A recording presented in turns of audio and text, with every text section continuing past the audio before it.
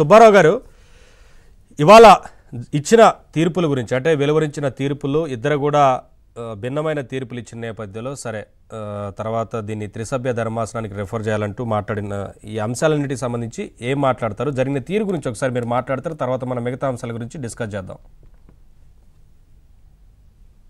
ఒకటండి ఇక్కడ చాలా స్పష్టంగా ఉదయమే మన ఏబిఎన్ టీవీలో ఉదయం 8 గంటలకు జరిగిన చర్చా వేదికలో కూడా చాలా స్పష్టంగా చెప్పాను.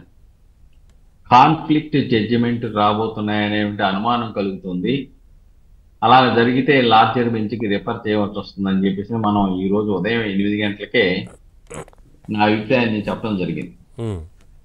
అయితే ఓన్లీ 17A అవినీతి నిరోధక చట్టం మీదనే ఈ యొక్క కేసు నడుస్తుంది అనుకోవడం పొరపాటు. దాంట్లో క్వాష్ చేయమని దాంట్లో అనేక అంశాలతో పాటుగా 17A కూడా ఉంది. దాంట్లో వాళ్ళు చెప్పింది ఏంటంటే చాలా స్పష్టంగా ఈ అరెస్టులో సమయంలో ఎఫ్ఐఆర్లో ఆయన పేరు లేదు, 2021లో నమోదు చేశారు. తర్వాత 141 మంది సాక్షులు 4000 డాక్యుమెంట్లు సేకరించిన తర్వాత కూడా ఇప్పటికి కూడా ప్రాథమికమైనటువంటి స్పెసిఫిక్ గా ఏ ఆధారాలు కూడా సిఐడి దగ్గర లేవు. తర్వాత 2022లో ఒక ఇద్దరు ముద్దాయిలు సహముద్దాయిలు కో-అక్యూజ్డ్ చెప్పినటువంటి చెల్లుబాటు కాని సాక్ష్యాల ఆధారంగా చంద్రబాబు నాయుడు గారిని ముద్దాయిగా పెడుతూ 8/9/2023 కోర్టులో మెమో వేశారు యాడ్ చేయమని. చంద్రబాబు నాయుడు గారిని A37 గాను, అచ్చెన్నాయుడు గారిని A38 గాను పెడుతూ మెమో దాఖలు చేశారు. మెమో కోర్టులో 8వ తారీఖు వేసి అదే రోజు రాత్రి కర్నూలు జిల్లాకు వెళ్ళారు. చంద్రబాబు నాయుడు గారు ఎక్కడైతే ఉండాలో అక్కడికి వెళ్ళిపోయి పోలీసులు మోహరించి ఏదో అంతర్జాతీయ తీవ్రవాదిని పట్టుకున్నట్టుగా ఆయన్ని పొద్దున్నే అరెస్ట్ చేసి తీసుకొచ్చారు. ఇదంతా కూడా 2-3 రోజుల్లోనే జరిగిపోయింది. ప్రజలు ఏమనుకుంటున్నారంటే గత 4.5 సంవత్సరాల నుంచి చేయింది ఎన్నికల ముందు ప్రత్యర్థుల మీద ప్రతిపక్షాల మీద తప్పుడు కేసులు పెట్టేసి అరెస్ట్ చేస్తున్నారనే అభిప్రాయం దృఢంగా ప్రజల్లోకి వెళ్ళిపోయింది. అందువల్లనే జగన్మోహన్ రెడ్డి గారు కానివ్వండి, లేకుంటే సకల శాఖ మంత్రి సజ్జల రామకృష్ణారెడ్డి గారు కానివ్వండి, పాపం ప్రజలకు విన్నవించుకున్నారు. జగన్మోహన్ రెడ్డి గారు అయితే నేను ఈ దేశంలో లేనని చెప్పాడు. అలానే సజ్జల రామకృష్ణారెడ్డి గారు అయితే మేము చెప్పిన కేసులో నిజమేనని నమ్మండి ప్రజలారా అని చెప్పేసి ప్రజల్ని వేడుకున్నాడు. ఇవన్నీ జరిగిపోయింది. అయితే దాని మీద ఆల్రెడీ ఇప్పుడు ఈ 17A మీద భిన్నాభిప్రాయాలు ద్విసభ్య ధర్మాసనానికి వచ్చిన తర్వాత దాంట్లో వాళ్ళు చెప్పింది జస్టిస్ బోస్ గారు చాలా స్పష్టంగా 17A అప్లై అవుతుంది, 17(8)Aలో ఉన్నటువంటి అంశాలను అమలు చేయడంలో సిఐడి ఉల్లంఘనకు పాల్పడిందని స్పష్టంగా చెప్పారు. సరే, బేలా త్రివేది గారు దానికి భిన్నంగా చెప్పారు.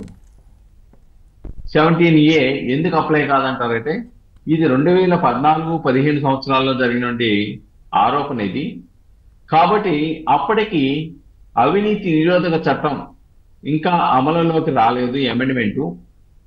కాబట్టి ముందు జరిగింది కాబట్టి ఇది సాధ్యం కాదంట. అలానే చంద్రబాబు నాయుడు గారి తరఫున వాదించినటువంటి న్యాయవాది చెప్పింది ఏంటంటే లేదు గతంలో రాజస్థాన్ వర్సెస్ తేజ్మాల్ చౌదరి అనేటువంటి కేసులో 2021లో సుప్రీంకోర్టు చెప్పింది 26/7/2018 తర్వాత నమోదైనటువంటి ఎఫ్ఐఆర్లన్నింటిలో కూడా 17A అమలు చేయాల్సిందే అని చెప్పారు. అలానే రఫేల్ కేసు కానీ లేదంటే యడ్యూరప్ప కేసు కానీ ఇవన్నీ కూడా దాంట్లో ఉదాహరించారు. కానీ ఇక్కడ ఏంటంటే ఇక్కడ న్యాయ వ్యవస్థ కూడా చూడవలసిన అంశం ఏంటంటే విచారణ సంస్థలు స్వతంత్రంగా పనిచేస్తున్నాయా లేదా. ఇప్పుడు 17A మీద ఇచ్చేటువంటి చారిత్రాత్మక తీర్పు కనుక ఇచ్చుంటే ఇది చంద్రబాబు నాయుడికి మాత్రమే పరిమితం ఉండేది కాదు. దేశంలో ఉన్నటువంటి అధికార పార్టీ యొక్క వేధింపులకి విచారణ సంస్థలను గుప్పిట్లో పెట్టుకొని ప్రతిపక్షాల మీద లేకుంటే అధికార పార్టీలో ఉన్న వాళ్ళ మీద కూడా కేసులు పెట్టి అరెస్ట్ చేస్తున్న సంఘటనలు, అవినీతి ఆరోపణల మీద మనం చూస్తాం. ఇది దేశవ్యాప్తంగా కూడా ఈ 17A అమలు చేయాలా వద్దా? అమలు చేయకుండా ఉంటే ఏ విధంగా ప్రత్యర్థులు కానీ అధికారంలోకి వచ్చిన తర్వాత కానీ ఏ విధంగా ప్రతీకార వాంఛ తీర్చుకోవడానికి మనం అనుమతించాలా లేదా అనేది స్పష్టంగా న్యాయస్థానం ధృవీకరించి చెప్పవలసిన అవసరం ఏర్పడింది. ఇక్కడ చాలా స్పష్టమండి. ఆల్రెడీ రేపు ముగ్గురు ధర్మాసనాలుగా లేకుండా రాజ్యాంగ ధర్మాసనం కింద పెట్టి 5 పెడతారా, అది సుప్రీంకోర్టు చీఫ్ జస్టిస్ గారి యొక్క నిర్ణయం. ఏదేమైనప్పుడు కూడాను దీంట్లో చూడాల్సింది, దీంట్లో వాళ్ళు రాసిన పిటిషన్ లో కూడా చాలా స్పష్టంగా ఏం చెప్పారంటే, అరెస్ట్ చేసేటప్పుడు అరెస్టుకు ఏ కారణాల వల్ల చేస్తున్నారో అది స్పష్టంగా పొందుపరి చెప్పాలి. అది కూడా చెప్పకుండా కేసు నెంబరు సెక్షన్లు మాత్రమే తెలిపి అరెస్ట్ చేసి తీసుకొచ్చారు.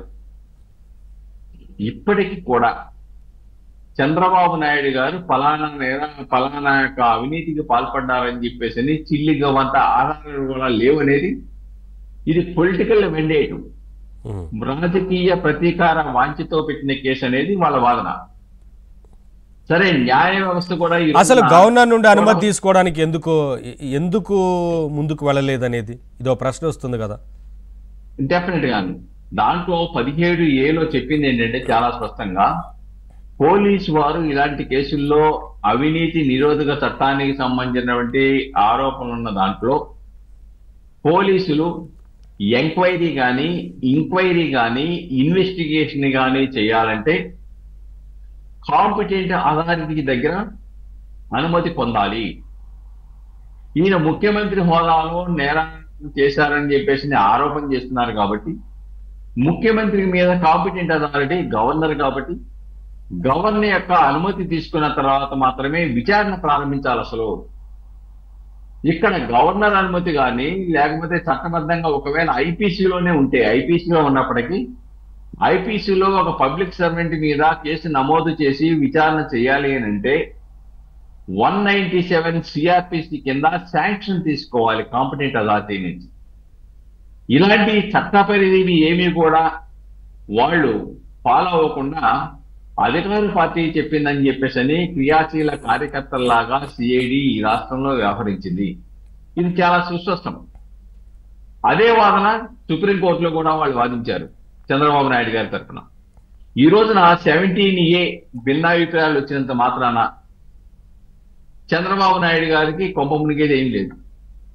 ఎందుకంటే దాదాపుగా ఒక 500 తప్ప అన్ని కేసుల్లోనూ బెయిల్ వచ్చేసింది. అధికార పార్టీ వాళ్ళు చాలా స్పష్టంగా న్యాయస్థానం ముందు ఆయన మీడియా ముందు మాట్లాడకూడదు, పొలిటికల్ స్పీచ్ ఇవ్వకూడదు, బహిరంగ సభలకు వెళ్ళకూడదు అని చెప్పేసి ఎంత గగ్గోలు పెట్టినా అది భావ వ్యక్తీకరణ స్వేచ్ఛ, రాజ్యాంగం కల్పించిన హక్కు కాబట్టి దాన్ని మేము అదుపు చేయలేము అని చెప్తూ ఈ కేసుల గురించి మాత్రం ప్రస్తావించొద్దు మాత్రం చెప్పారు. కాబట్టి ఇప్పుడు బెయిల్ మీద బయటకు వచ్చిన తర్వాత ఎన్ని విచారణ జరగాలి, విచారణ జరిగిన తర్వాత నిర్ధారణ అవ్వాలి, ఇప్పుడు చేయలే అంశాలు కాదు.